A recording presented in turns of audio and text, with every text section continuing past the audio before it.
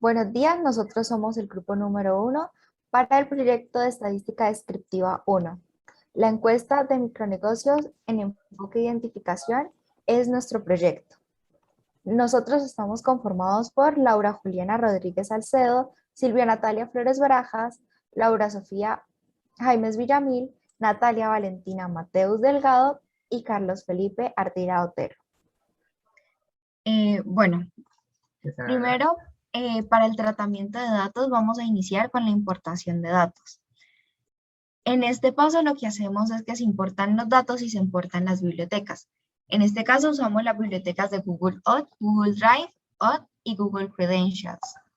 Estas bibliotecas las usamos ya que son afines tanto con Python como con Drive. También importamos el ID para tener los datos, ¿no? Entonces acá podemos ver en rojo justamente en esta parte. Por otro lado, importamos el archivo o descargamos el archivo de Excel. En este caso tenemos el módulo de identificación. Ya ahora como tenemos las bibliotecas, lo que vamos a hacer es que importamos la biblioteca también de pandas y la nombramos PD. También hacemos lo mismo con todas estas. Entonces importamos NumPy y la nombramos NP. Y de la biblioteca de Statistics importamos la función moda. Ahora con la de matplotlib.pyplot la usamos para lo que son las gráficas y la llamamos plot. Lo mismo hacemos con la de spicy.stats y le importamos y colocamos la función de kurtosis. También importamos la de seaborn y la llamamos SNS. Y por último importamos la biblioteca de math. Ahora, para los datos que importamos, lo que hacemos es que los nombramos como datos, ¿sí? Y decimos, o bueno, le decimos al código que lea el Excel con el código de pd.read.excel para verificar que el Excel se pasó correctamente. Lo que hacemos es que le decimos que imprima los datos. Ya una vez impresos podemos acá ver la tablita, incluso acá pues podemos ver los datos y podemos verificar que los imprimió y que el código está hasta esta parte bien hecho.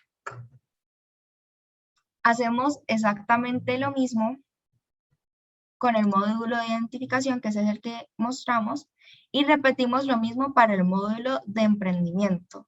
Eso porque de estos dos módulos es de donde sacamos las 4 variables que estamos utilizando para el proyecto. Ahora, continuamos con el código. Acá podemos ver el del módulo del emprendimiento y continuamos con la manipulación de dataset.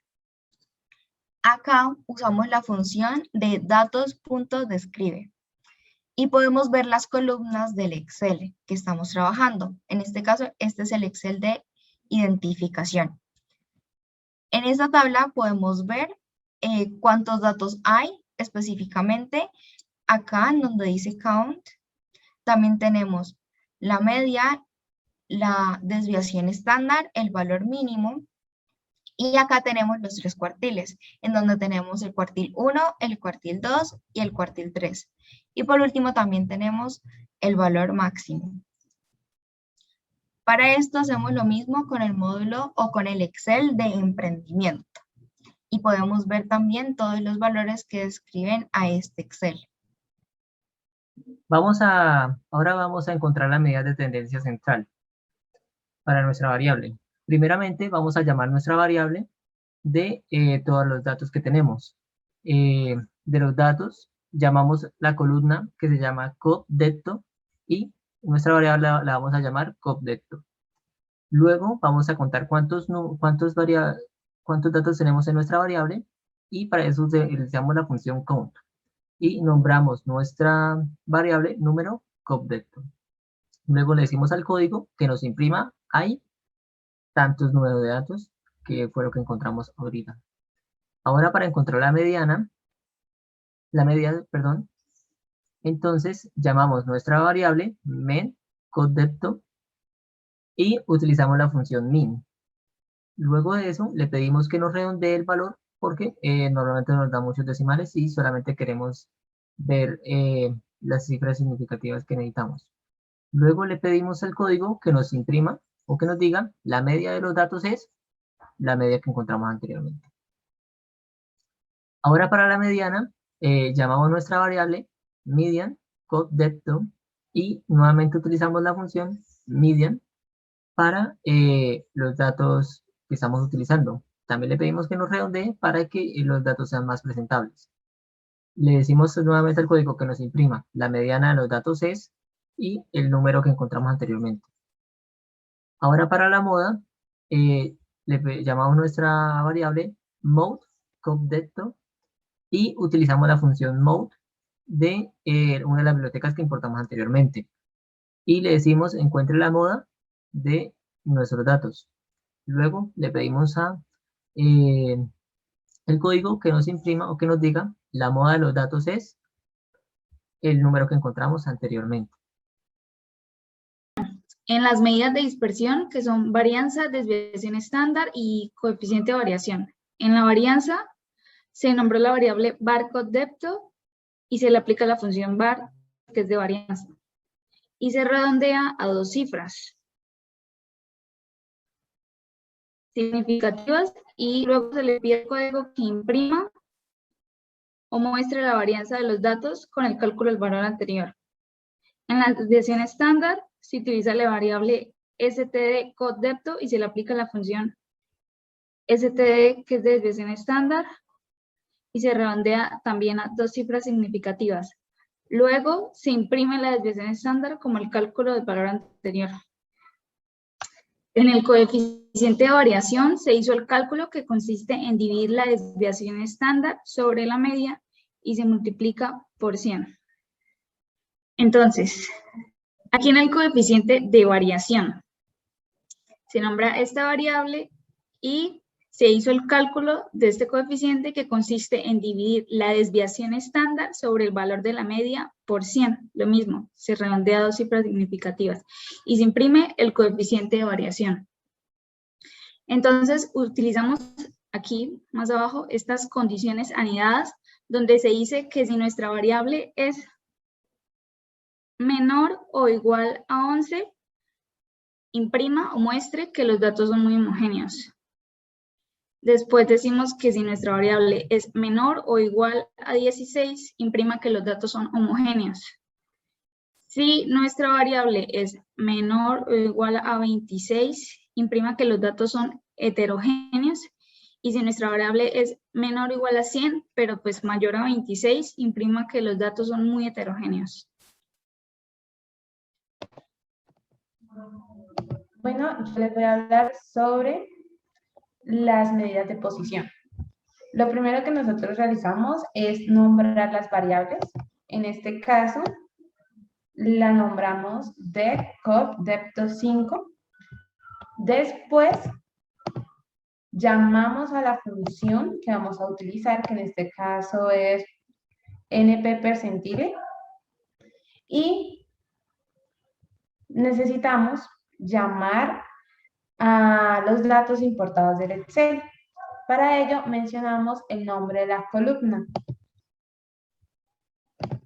la cual en este caso es codedepth.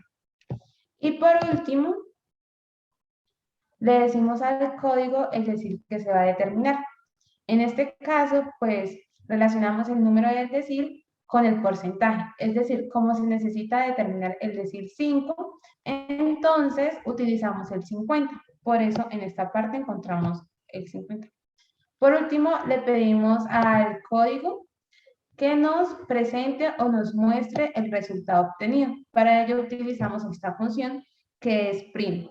Primero utilizamos las comillas para escribir el texto que debe aparecer y después nombramos la variable, que es esta que nosotros habíamos nombrado anteriormente. Este proceso se lleva a cabo para el decil 7 y para los percentiles. Listo. Ahora vamos a hallar el coeficiente de asimetría y en primer lugar le ponemos el nombre a nuestra variable. Luego se hace la operación utilizando el coeficiente de asimetría de Pearson, el cual es la media menos la moda dividido en la desviación estándar. Y esta operación la redondeamos a 2 cifras significativas. Luego le pedimos al código que nos muestre el coeficiente de asimetría S y pues lo que calculamos anteriormente. Después se utilizan unos if anidados, estos, con condiciones de si el coeficiente de asimetría es menor a 0, que nos muestre los datos tienen una asimetría negativa. Si es igual a 0, que nos muestren los datos son simétricos. Y por último, si el coeficiente de asimetría es mayor a 0, que nos muestren los datos tienen una asimetría positiva.